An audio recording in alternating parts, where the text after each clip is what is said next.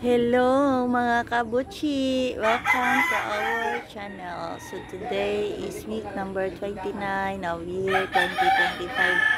Mga kabuchi, it's still Wednesday and middle of the week and we are already here in our garden mga kabuchi. Because I'm on leave today, so I was able to see my garden today because I'm off from work. So, tulo ka buok mga kabuchi.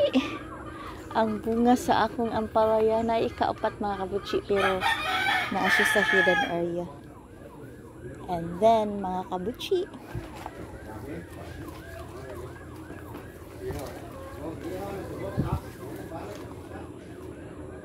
natay small ampalaya here mga kabuchi. Ato ning pabitayon mga kabuchi daraw. Pabitayon na to mga kabuchi.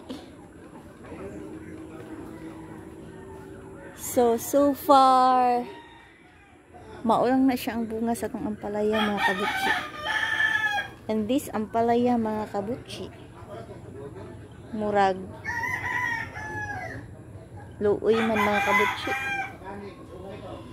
And this one mga kabuchi, this tree ampalaya, sala naputol yun din ako ang iyahang budbutan mga kabuchi, no? Sus, buanga. Or gikaon siya sa kuan, mara naputol na ako mga kabuchi. So, kanina lang to ang palaya, ang kuan. Ang untouched and unbothered by my presence and with the rain. So, ang taas na itong lemon mga kabuchi, pero ang lime kay, though we have 2 fruits mga kabuchi sa lime, but then out na tulod ay ako na lang ning kwaon.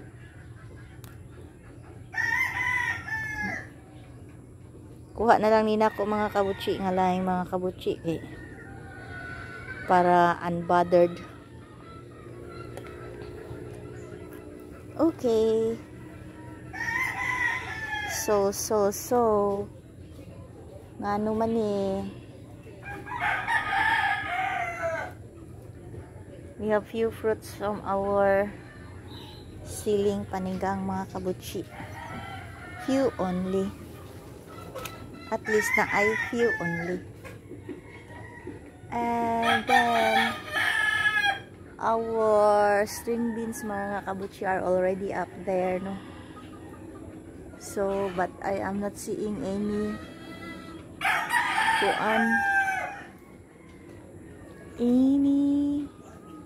signs of flower mga kabuchi.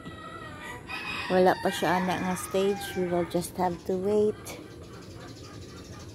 And then mga kabuchi, maulang to siya mga kabuchi. Okay.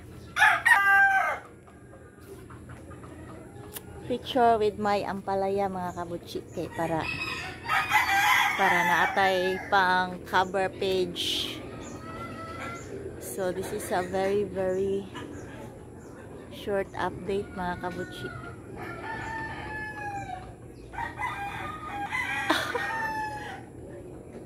Ano mato eh, daradi sayo pagkupot.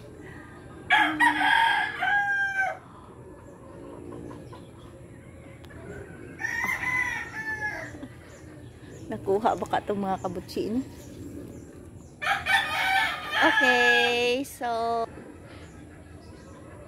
ang mga chicken bunga sa ako ang siling panigang, wala may hapit bunga mga kabuchi. At least mga kabuchi, no, kay our garden has so many plants has so many plants, even though they are ginger.